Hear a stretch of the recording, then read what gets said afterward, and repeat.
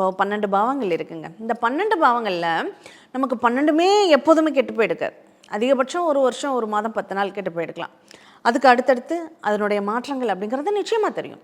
அப்படி தெரியும் போது நமக்கு எந்த டைமில் நமக்கு நல்லது நடக்க இருக்குது அப்படிங்கிறத புரிஞ்சுட்டோம்னா, நம்மளுடைய கேள்வி, நான் எப்போ வீடு கட்டுவேன், 40வது வயசில் தான் உனக்கு வீடு அமையும்னா, நான் ஏன் 30 வயசில் நான் முயற்சி பண்ணணும்?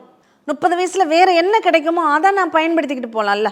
இப்போ 30 வயசில் உங்களுக்கு வேலை நல்லா இருக்குது, காசு கையில் புழங்கும், ஆனால் வீடு மட்டும் உங்களால் வாங்க முடியாது. ஏன்னா எனக்கு பிடிச்ச மாதிரி அமையாது, நான் எது பார்த்தாலும் அது உடனே சேல் ஆகிடும். இந்த மாதிரி இருக்குது, என்ன பண்ணலாம்? அப்போது ஒரு அந்த 10 வருட காலகட்டங்கள் ஃபிக்ஸட் டெபாசிட் மாதிரி இந்த வீட்டுக்காக அப்படின்னு போட்டு வச்சுட்டு 40வது வயசில் நீங்கள் எதிர்பார்த்த வீடு அமையும் போது அந்த டெபாசிட்டை உடச்சி நீங்கள் அந்த வீட்டை வாங்கிடலாம் இல்லையா? அப்போ இந்த மாதிரி ஒவ்வொரு நிகழ்வுகளுக்கு பின்னாடியும் இன்னும் நிறைய பேர் செய்யக்கூடிய ஒரு தவறு என்ன தெரியுமா? இந்த திருமண காலகட்டங்களில் இந்த கேள்வி நிறைய பேர் கேட்குறாங்க.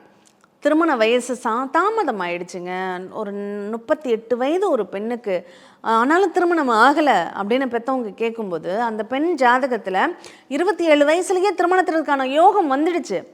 ஆனால் அவங்க பொண்ணு வேலைக்கு போய்கிட்டு இருக்கு, அவள் வேலைக்கு போக தான் ஆசைப்படுறா அப்படின்னு சொல்லிட்டு விட்டுட்டாங்க. அந்த திருமண காலம் முடிஞ்சு போனதுக்கப்புறம் அவங்களுக்கு மறுபடியும் 10 வருஷம் கழித்து தான் அந்த திருமணம் நல்ல அமைப்பில் கூடி வருது.